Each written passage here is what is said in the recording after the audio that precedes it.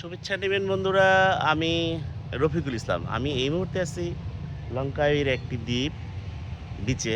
এটা হচ্ছে Pantai চেন্নাং beach. আর এইটা হচ্ছে লঙ্কাইয়ের আমার পিছনের ভিউ এটা।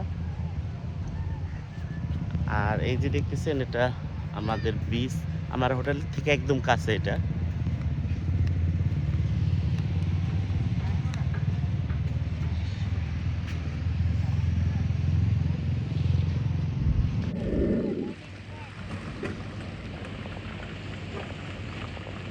এগুলি বিভিন্ন অ্যাক্টিভিটিস জন্য তৈরি হইতেছে, এগুলি ট্যুরিস্টদের জন্য, এগুলি ভাড়া দেওয়া হয়। এই যে দেখতেছেন সামনে আইল্যান্ড, এগুলি সবগুলো বিচ। বিভিন্ন আইল্যান্ডের বিভিন্ন নামে আলাদা আলাদা বিচ আছে। এই যে এটা আইল্যান্ড দেখতেছেন, এটাও একটা বিচ। আর ওই সামনে যেটা দেখতেছেন ওটা হচ্ছে সেই স্কাই ব্রিজ। গতকালকে আমরা ওখানে গিয়েছিলাম।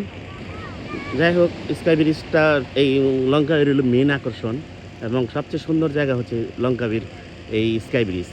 যদি আপনি কখনো লঙ্কাবী আসেন তো অবশ্যই স্কাই ব্রিজে উঠবেন, কারণ এই লঙ্কায় স্কাই ব্রিজে উঠলে আপনাকে গ্যান্ডিং হাইল্যান্ড ভালো লাগবে না। এবং এই গ্যান্ডিং হাইল্যান্ড আপনার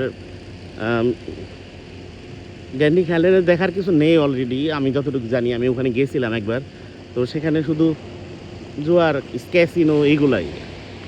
আর এই যে দেখতেছেন দ্বীপ, এত সুন্দর সুন্দর সুন্দর দ্বীপ, ছোট ছোট আইল্যান্ড, ভিতরে আরও অনেকগুলো আছে।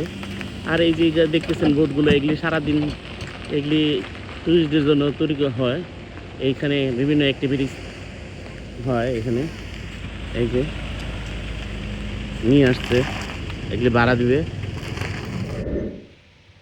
ভিউয়ার্স, আমি এই লঙ্কাবীর যে বীজটা পেন্তাই চেন্নাঙ্গের বীজের কথা বলতেছিলাম, এই বীজের এই যে এই পাশে এটা দেখতেছেন, এটা হচ্ছে গতকালকে দেখেছিলাম যে স্কাই ব্রিজ। এটা সেই স্কাই ব্রিজের পাহাড়। এটা লঙ্কার একটা মেন আকর্ষণ, যেটা বলে টুরিস্ট আকর্ষণ। এখানে যদি আপনি এই স্কাই ব্রিজে ওঠেন আপনাকে অবশ্যই ভালো লাগবে, কিন্তু আমার মনে হয় না এটা দেখার পরে আর আপনাকে গ্যান্টিং হাইল্যান্ডসের ব্রিজটা ভালো লাগবে। কিন্তু এই গ্যান্টিং হাইল্যান্ডসের চেয়ে এই ব্রিজটা অনেক সুন্দর। আর গ্যান্টিং হাইল্যান্ডে দেখার কিছু নাই, আমি দেখছিলাম সেটা 2018 সনে। আর ওখানে বেশিরভাগই যেটা যায় মানুষ, সেটা হলো ক্যাসিনো হয় ওখানে।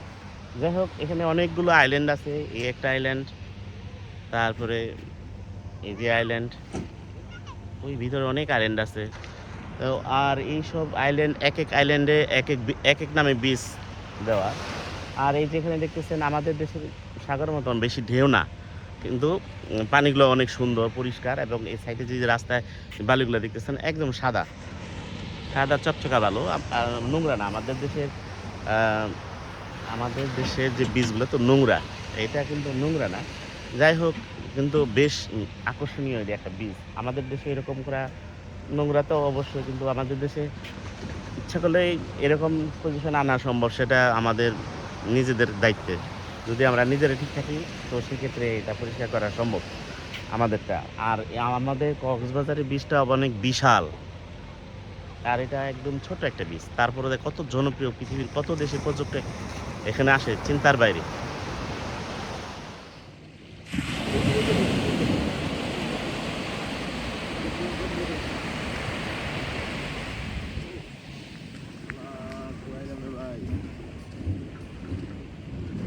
আজকে আমাদের লঙ্কাবিতে লাস্ট ডে। আমরা আজকে এখান থেকে দুপুরে চলে যাব সেই পেনাংয়ের উদ্দেশ্যে। এখানে আমরা লঙ্কাইতে 2 দিন ছিলাম। আর আমরা এখান থেকে জাহাজে যাব সেই ঈগল পয়েন্টে। আর ঈগল পয়েন্ট থেকে আমরা জাহাজে করে যাব কোয়ালাপার সিজ নামক একটা জায়গা আছে। সরি কোয়ালাপারলিস নামে একটা জায়গা আছে সেখানে। আর সেখান থেকে আবার আমরা বাসে যাব সেই পেনাং।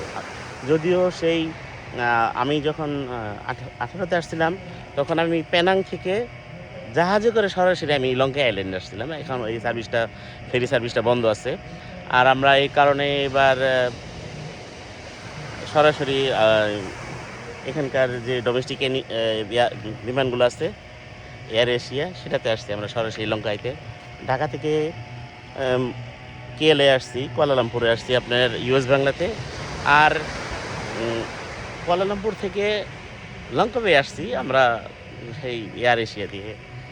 যাই হোক, ভাড়া আমি ডিসক্রিপশনে বলে দেবো, যদি আপনাদের মনে হয় চেক দিয়ে নিন। আর ভাড়াটার কোনো গ্যারান্টি নেই, যে কোনো সময় ওঠানামা করে। আমরা যদিও 1 মাস আগে গেছি, কিন্তু আমাদের আমাদের বিমান ভাড়া তারপরও বেশি পড়ে গেছে। বেশি পড়ার কারণ হচ্ছে এই আমাদের দেশের লোকেরা বেশিরভাগই ট্যুর করে ইন্ডিয়াতে। আর ইন্ডিয়ার যেহেতু ভিসা বন্ধ, তাই এখন বেশিরভাগ মানুষ ছাপতেছে এই থাইল্যান্ড, মালয়েশিয়া, সিঙ্গাপুর, আর ওদিকে শ্রীলঙ্কা, মালদ্বীপ, নেপাল এইসব। তো আমি অনলাইনে দেখলাম, আমি তো আগে মালদ্বীপ গেছিলাম, তো যতটুকু জানি মালদ্বীপের কোনো ভিসা লাগে না। তো ইন্ডিয়ান ভিসা বন্ধ হওয়ার কারণে আপনার মালদ্বীপের ভিসার একটা চাপ পড়ে গেছে। যতটুকু জানি 2800 টাকার মতো তারা একটা চার্জ করতেছে। এটা তো ভিসা ফি, কিন্তু আমরা তো যখন গিয়েছিলাম কিছুদিন আগেও তো ভিসা লাগে নাই, এখন মালদ্বীপের ভিসা লাগে। আর শ্রীলঙ্কার ভিসা আমাদের জন্য সার্কভুক্ত দেশ হওয়ার কারণে আপনি ইচ্ছা করলে মালদ্বীপ থেকে ফেরার পথে আপনি অনারাইভেল ভিসা নিতে পারেন। ওটা আমাদের সার্কভুক্ত দেশ হওয়ার কারণে আমাদের জন্য $25, আর ইন্ডিয়ানদের জন্য ফ্রি আছে। তো আপনারা যদি কেউ মালদ্বীপ যান, যদি শ্রীলঙ্কা টার্গেট করেন, আমার একবার এই যাইতেছে আগামী মাসে, তো ওনাকে আমি বলছি মালদ্বীপ যদি শুধু শ্রীলঙ্কা যান তাহলে ভাড়া পোষাবে না, কারণ যদি মালদ্বীপ যান ফেরার পথে যদি আপনি শ্রীলঙ্কা যান তাহলে আপনার এটা খরচটা বহন করবে, খুব ভালো পোষাইবে। এর জন্য উনিও টার্গেট দিচ্ছে, ফার্স্টে যাবে মালদ্বীপ, ফেরার পথে উনি ট্রানজিট অনারেবল বিষয়ে যাবে শ্রীলঙ্কা। আর অনেকদিন পরে ব্লগে আসলাম বন্ধুরা, ব্যস্ততার কারণে আমি ব্লগে আসতে পারি না। ছোটো ছোটো রিল ভিডিও দিই অবশ্যই ফেসবুকে, আর চেষ্টা করবো মাঝে মাঝে এরকম 1-2টা ভিডিও ফেসবুক ইউটিউবে দেওয়ার জন্য। ভালো থাকবেন, দোয়া করবেন। আসসালামু আলাইকুম।